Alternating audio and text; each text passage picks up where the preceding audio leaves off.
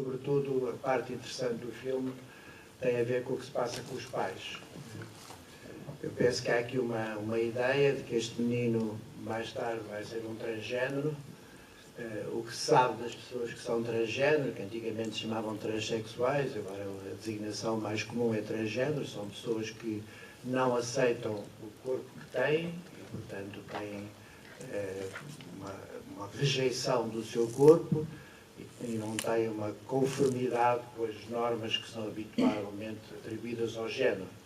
Portanto, este problema podia-se pôr na adolescência, sobretudo, se este menino fosse de facto um transgénero. Ele com 14, 15 anos não se aceitaria como rapaz e queria, portanto, não só vestir-se como menina, como aparece aqui, mas queria, sobretudo, modificar o seu corpo, queria fazer terapêutica hormonal, queria mudar de sexo e queria, portanto, passar para um sexo que tem a ver com a sua mente, porque se este menino fosse de facto um transgénero na adolescência, seria um corpo de rapaz, mas com uma cabeça de menina, assim que se costuma dizer.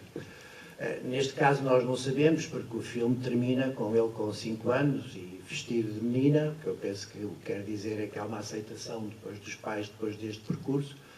Seria muito interessante filmá-lo 10 anos depois e ver o que é que se passaria.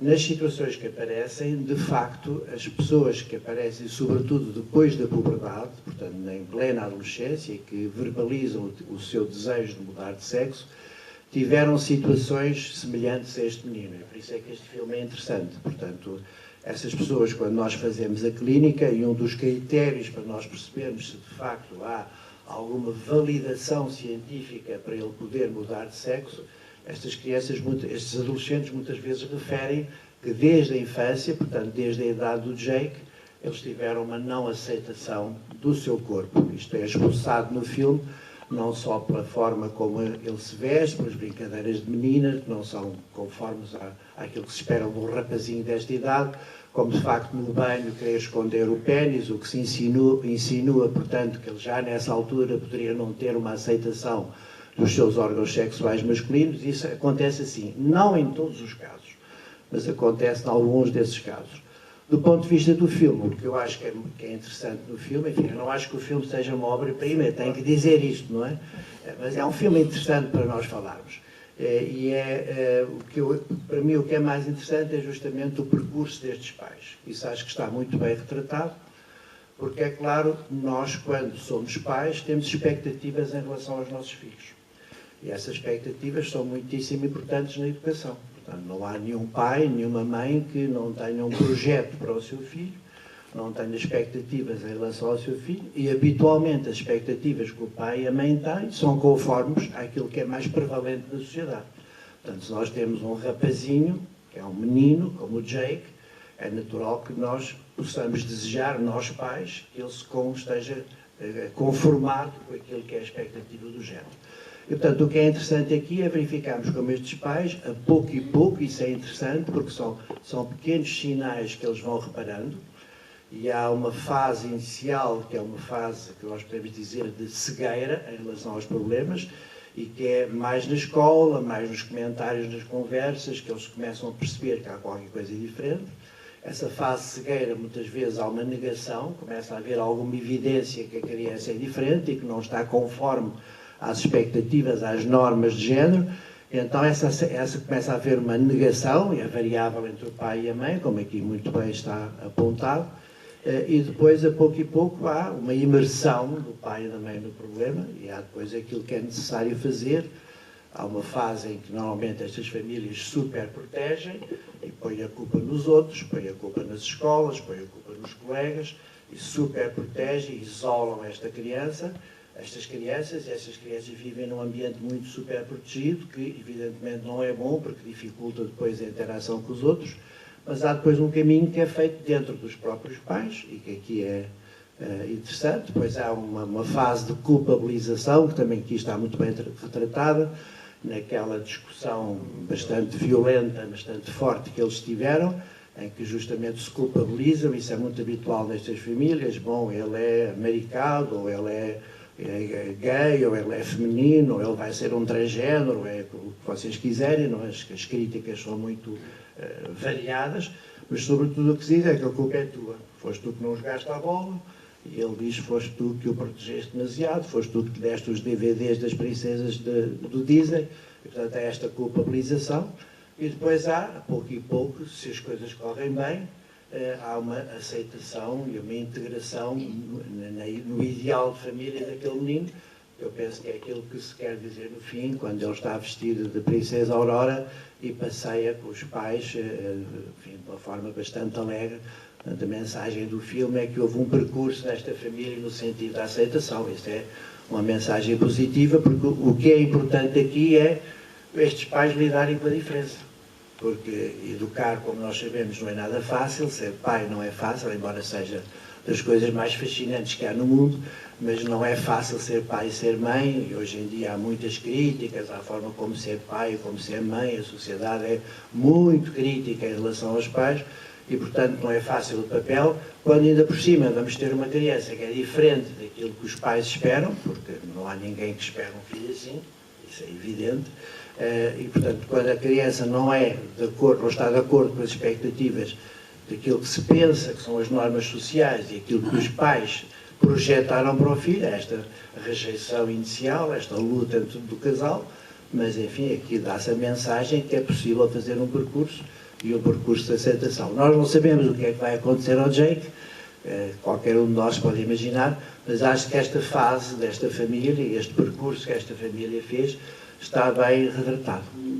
E entre os dois pais, parece-me claro que a mãe é quem tem mais dificuldade, ou pelo menos é que manifesta mais dificuldade em lidar com a tal diferença do filho, por um lado, e por outro lado, parece que ela, ao tentar, ela está sempre a tentar ser diferente da mãe dela, apesar de, na verdade, o filme estar cheio de pequenos exemplos em que ela, de facto, está a replicar as habituais influências que nós ficamos dos nossos pais, não é? Sim, basicamente. Isso é interessante, porque esta mãe tem uma má relação com a mãe dela. Nós, quando somos pais e mães, aproximamos, pelo menos no início, do nosso pai e da nossa mãe. O modelo que nós temos é, sobretudo, o modelo dos nossos pais e das nossas mães. Aqui claramente há uma dificuldade desta mãe do Jake se aproximar da mãe e a mãe de se aproximar dela, portanto há uma relação muito difícil. A avó é uma avó muito estereotipada em termos dos papéis de género e a mãe reage em relação a isso. Agora, eu penso que a mãe, sobretudo, super protegeu. A mãe teve uma negação da dificuldade e super protegeu, e durante muito tempo procurou negar o problema. O pai, talvez até porque seja terapeuta, não percebia bem que tipo de terapia é que ele fazia, mas curiosamente, não sei se vocês repararam, a senhora que lá estava ao lado fazia uma terapia que já não se usa, mas eu, como sou velhinho, já tenho bastante idade, eu lembro-me desta terapia. Esta terapia chamava-se o Primal Scream. Isto esteve de facto muito em voga nos anos 60 e 70, então o que se fazia era justamente fazer com que a pessoa regressasse ao momento do nascimento. Portanto, tentava-se fazer uma regressão no cliente, ou no paciente, ou no doente, como quiserem chamar. Fazia-se com que o doente voltasse mais para trás e voltasse e pudesse fazer o seu grito primário. Isto era uma teoria sem qualquer base científica, como é evidente, mas a ideia era que se nós pudéssemos dar o grito primário, porque a criança nasce a gritar, a criança saudável, não é? É um bom sinal, o grito que a criança faz, mas esta terapia postulava que se a pessoa desse um grito, resolvia todos os seus traumas. Isto é uma curiosidade, porque de facto esta terapia hoje em dia não se usa absolutamente nada, é uma curiosidade científica, achei piada que isto viesse no filme, e por isso é que eu fiz este... Isso é um bocadinho estereotipado, porque os pais de hoje podem estar igualmente envolvidos, ou até mais que as mães. Isso é uma ideia da psicanálise, que as mães estão mais envolvidas com as crianças pequenas. Hoje em dia os casais atuais não são assim. Pai e mãe são importantíssimos, e mesmo quando estão separados, a figura do pai e da mãe continua a ser fundamental para as crianças. E é muito importante que os pais tomem cada vez mais consciência da sua importância emocional junto dos filhos, porque isso é muito estruturante da relação da criança. Mas este pai, talvez pelas condições que tem, está um bocadinho, talvez, mais distanciado da criança e apercebe-se melhor do problema. Como o doutor disse, hoje em dia a nossa sociedade, apesar de estar cada vez mais aberta, nós pais sentimos sempre a necessidade de proteger os nossos filhos. E no início não aceitamos muito bem a diferença. Tinha também uma pergunta para o doutor. Não sei se... Força, claro. Por exemplo, no caso de uma menina mais ou menos de 4 ou 5 anos chegar a casa e dizer: mãe, tenho uma namorada ou 2 namoradas, será sinal de, não sei, de poder ser diferente? Devemos tomar nota disso? Não, passar ao lado? não. O que é importante nos pais, o que é mais importante nos pais é ouvirem. Nos pais e nos professores. Depois podemos falar um bocadinho sobre a escola, porque também a questão da escola é importante aqui. Portanto, não se esqueça depois de falarmos sobre a escola. Mas respondendo à sua pergunta, as situações só são mais preocupantes, ou devem suscitar mais preocupação, se forem muito persistentes e muito intensas. Portanto, é muito habitual que uma criança queira ser igual ao seu igual, digamos assim. Portanto, que ela pode querer ser igual às suas meninas, às amigas, e pode, portanto, aproximar-se dessas amigas e não sabe muito bem, com 4 ou 5 anos, não sabe o que é que significa ser namorado. É claro que nós, na escola primária, no primeiro ciclo, como se diz agora, todos nós tivemos namoradas e os meninos agora têm namorados, mas são coisas completamente diferentes do que se passa na adolescência. São, sobretudo, jogos entre as crianças que têm a ver com os papéis que eles acham que devem representar. Portanto, não tem significado nenhum dizer que tem um namorado ou uma namorada. O que é importante é verificar se essa situação se persiste e depois como é que vai acontecer, depois mais tarde na puberdade, quer dizer, quando começa depois a haver uma expectativa de um comportamento diferente e, sobretudo, quando começa a haver um corpo mais erotizado, porque foi Freud que explicou que a sexualidade existe sempre, desde o bebê até a pessoa muito idosa. Os idosos também têm sexualidade. Eu conto sempre a história de um adolescente que eu trato que ficou muito espantado os avós ainda terem relações sexuais, não é? E, portanto, foi importante para ele, que tinha 16 anos e estava a viver aquela fase da adolescência, com a sexualidade muito viva, perceber que os pais tinham sexualidade, relações sexuais, e os avós também. Portanto, esta sexualidade vem desde o bebê até ao idoso, mas evidentemente tem significados diferentes e expressões diferentes. E o que interessa para nós definirmos aquilo que é preocupante é se de facto um determinado padrão persistente e se causa desconforto. Porque o que é preciso é verificar se a pessoa está desconfortável no seu papel. Este menino, muito provavelmente, estava desconfortável numa determinada fase. Talvez o filme devesse ter focado mais isso. O que é que a criança estaria a sentir e o que é que a criança sentiria com os comentários à sua volta. Porque os comentários das crianças que aparecem de vez em quando no filme, há um que chama, está traduzido por laricas, laricas, não sei o que quer dizer, larilas talvez, não é? Mas laricas, mas isso não interessa. Estavam-lhe a chamar homossexual ou maricas ou coisa assim. Esses comentários são muito importantes e nós devemos, nós que trabalhamos com adolescentes, no meu caso, e outros que trabalham com crianças, e os pais e as mães, devem preocupar-se com estes comentários que existem na escola e devem procurar depois verificar como é que a criança está a reagir a esses comentários. Portanto, uma coisa que se poderá dizer é: muito bem, tens uma namorada, o que é que significa ter uma namorada? Ouve lá, o que é que achas que os teus colegas pensam tu teres uma namorada? E não dizer mais nada para ver depois como é que a criança vai evoluindo e qual é o significado que tudo isso está a ter. Salva, evidentemente, que esta questão nos merece todo o interesse e toda a nossa preocupação e devemos, evidentemente, estudá-la e dar respostas. O que é que se faz? Em primeiro lugar, deve-se acompanhar estas pessoas. Deve-se acompanhar estas famílias. Vem cá uma pessoa que é da Associação Amplos, que tem a ver com a ligação com a diferença, E, portanto, essas pessoas são associações que apoiam estes pais, e o trabalho com os pais é muitíssimo importante para que os pais possam aceitar a diferença sem culpabilização.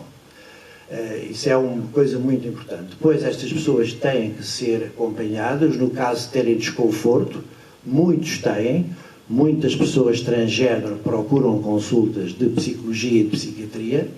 Nós, em Santa Maria, temos uma consulta de pessoas com este tipo de problemas e acompanhamos durante muitos anos estas pessoas.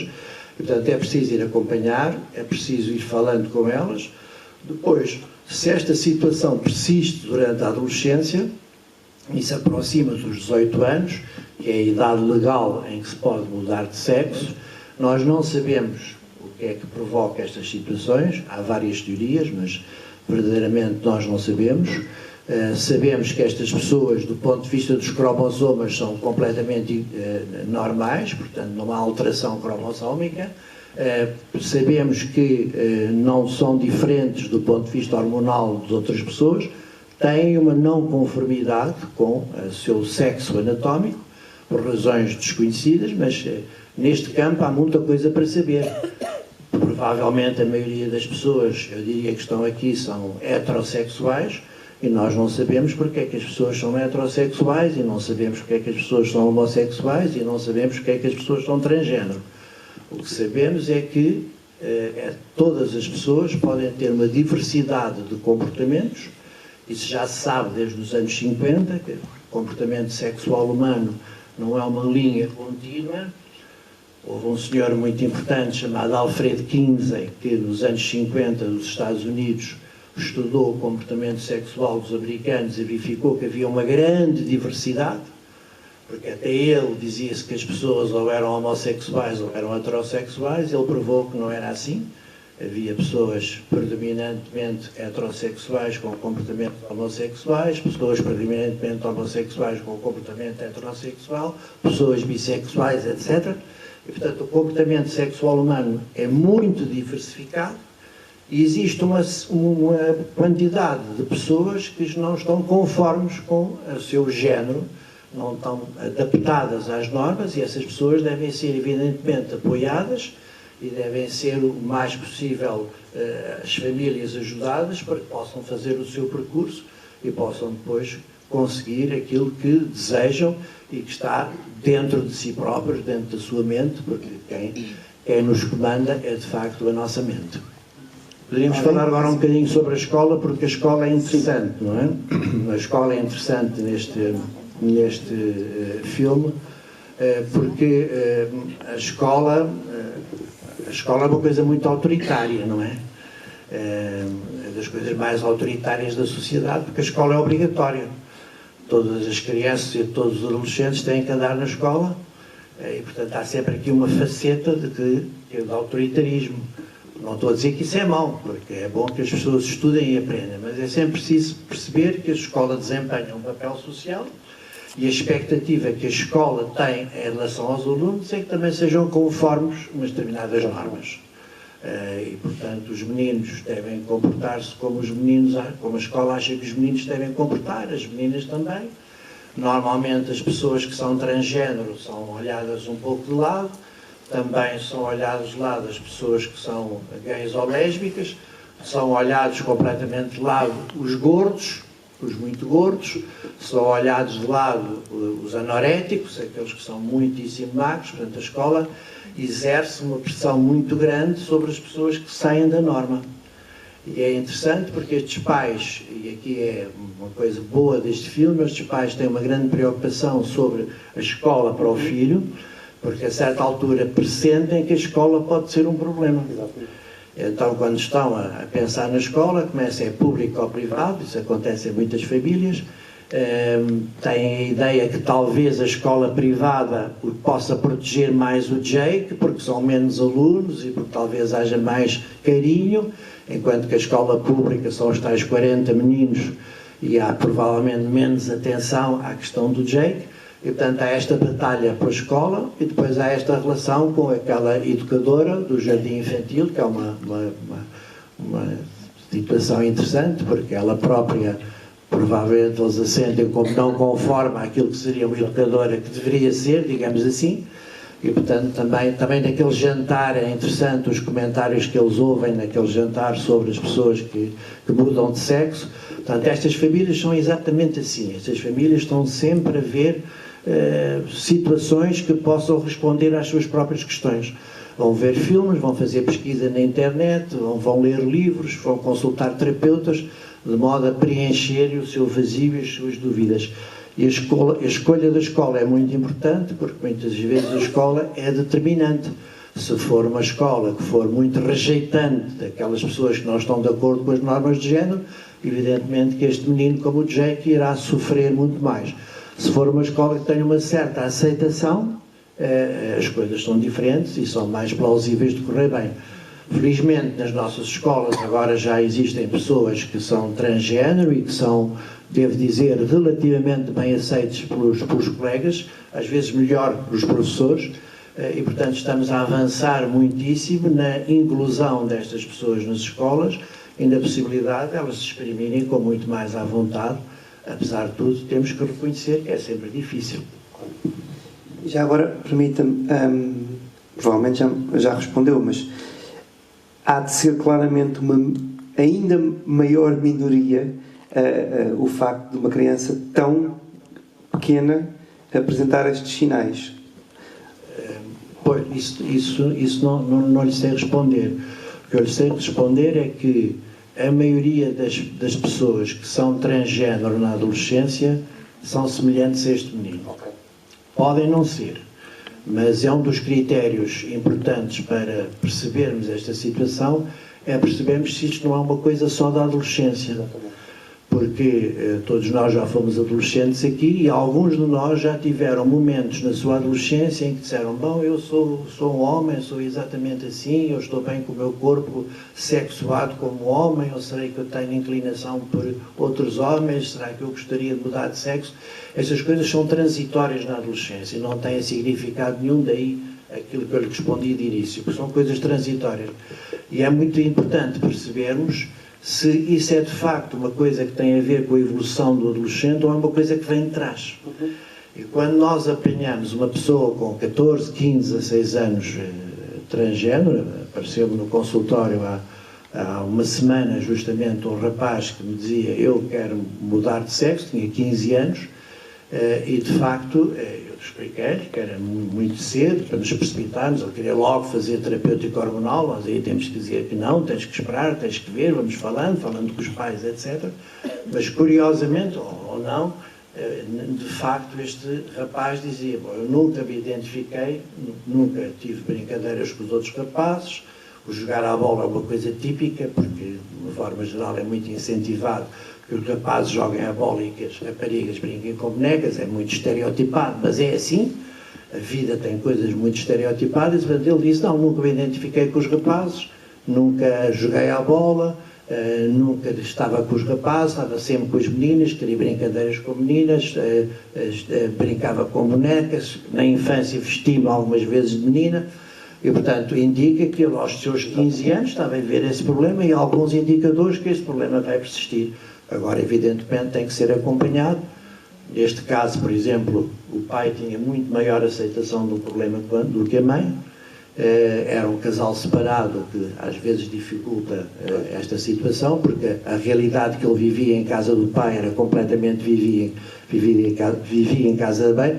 Por exemplo, o pai dizia: bom, eu não me importo nada que tu te vistas a rapariga cá em casa. E a mãe dizia: que horror, nunca permitirei que te vistas como rapariga.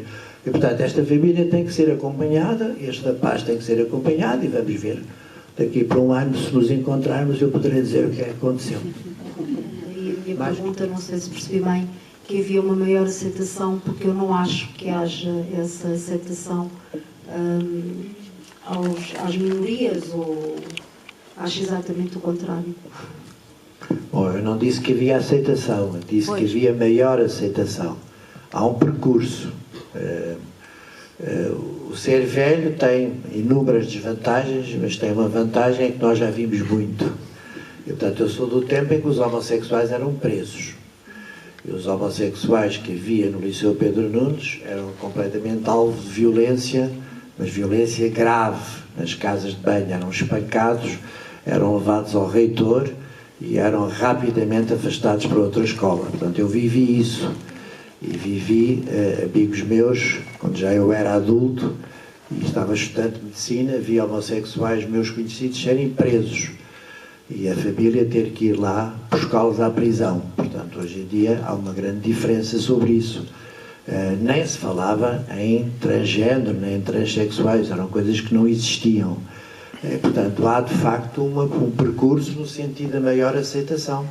Agora, há muito a fazer neste campo. E nós temos que lutar cada vez mais pela inclusão. A palavra-chave é a palavra inclusão. Das pessoas que têm deficiência intelectual, das pessoas que têm deficiência física, das pessoas que têm problemas de minoria do seu comportamento. A palavra-chave deve ser inclusão e não deve ser exclusão nem estigmatização. E há um grande trabalho a fazer nas escolas sobre isso. Agora, deixe-me dizer-lhe, para rematar, que é muito mais importante a influência da família do que a influência da escola. Portanto, a influência fundamental dos nossos filhos, quer sejam crianças, adolescentes, os pais são os principais influencers, como se diz agora, os influenciadores principais dos seus filhos. E é bom que nunca nenhum pai, nenhuma mãe se esqueça disso. Mesmo quando os filhos dizem que os pais são chatos e são os cotas e não sei o quê, e fazem aquelas críticas típicas dos adolescentes, eles sabem que as figuras fundamentais são os pais. Portanto, aí acho que isso lhe pode dar muita energia em relação aos seus dois filhos para ter a sua influência positiva. E, sobretudo, o que é mais importante numa escola é educar contra o medo. Porque há muitos jovens na escola com muito medo. Jovens que vivem inibidos, virados para si próprios, que não conseguem contatar com os colegas, que se sentem ameaçados. E não quer dizer que seja o bullying que toda a gente agora fala, não. São coisas, às vezes, vividas internamente, porque a escola, os jovens precisam de se afirmar, precisam de olhar olhos nos olhos, de cabeça levantada, de costas direitas. Isso é qualquer coisa que nós temos que transmitir, porque é fundamental para eles poderem interagir bem com os colegas. Se eles estão todos encolhidos, virados para baixo, cheios de medo, evidentemente que isso não é bom. E, portanto, nós pais temos que incutir, desde o princípio, desde a infância, o poder, os nossos filhos e netos poderem se afirmar sem medo pelas suas características. E, se forem diferentes, saberem manifestar as diferenças e terem o menos medo que é possível. E, portanto, uma das características das famílias da Europa do Sul, no qual nós estamos incluídos e muito bem, temos um clima ótimo, não é? Mas há coisas que é muito importante. A superproteção não é uma coisa muito boa. E de facto, esta família foi muito superprotetora. Esperemos que depois se continuasse, não fosse tanto, porque aquilo que nós devemos fazer, sobretudo com os nossos filhos, é torná-los competentes. Sermos capazes de dizer, não, tu pensas assim, tu és capaz de afirmar-te junto das aulas e no pátio da escola, junto dos teus colegas. Portanto, a educação para a afirmação e para a competência é muitíssimo importante.